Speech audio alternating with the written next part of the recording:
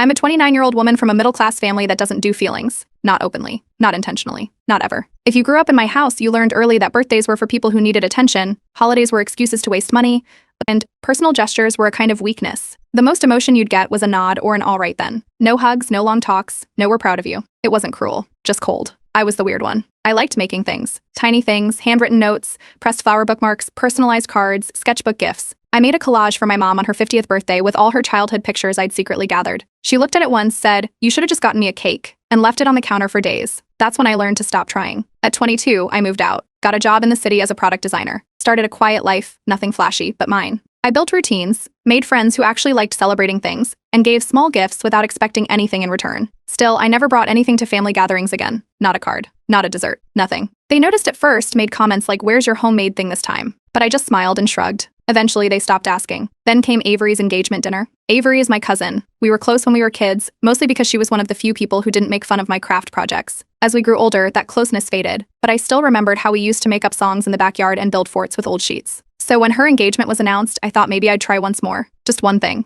Not a big gesture. Just something meaningful. I made her a memory journal. It took me weeks. I printed old photos, scanned in family recipes, added quotes from letters my grandparents had written each other during the war. I pressed forget-me-nots from my grandmother's garden between vellum pages. I included a fold-out page of our family tree, handwritten in ink. I even hand-bound the entire book with linen thread and wrapped it in brown craft paper tied with twine. There wasn't a single glittery sticker or overdone calligraphy title. It was quiet, simple, real. I brought it to the dinner. We were seated around this long table in my aunt and uncle's house, all mismatched chairs and plates from different sets. Avery was at the head, glowing in that way newly engaged people do. Everyone brought standard gifts, envelopes, wrapped kitchenware, a toaster. When it was my turn, I handed over the journal, smiling. She unwrapped it slowly. I watched her eyes move over the cover. She flipped a few pages. Then my aunt leaned in, glanced at it, and said, "That's a bit much, isn't it?" Micah, another cousin, snorted. "What is this? One of those Pinterest projects? Nobody actually keeps those." I laughed lightly, pretending I hadn't just felt something shift in my chest. Avery gave me a small thank you, but didn't look me in the eye. No one asked to see it. It sat on the table like a misplaced dish. During dinner, conversation flowed around me like I wasn't there. Someone brought up a new job, another mentioned a baby on the way. When I tried to join in, the topic shifted. After dessert, I helped stack plates in the kitchen.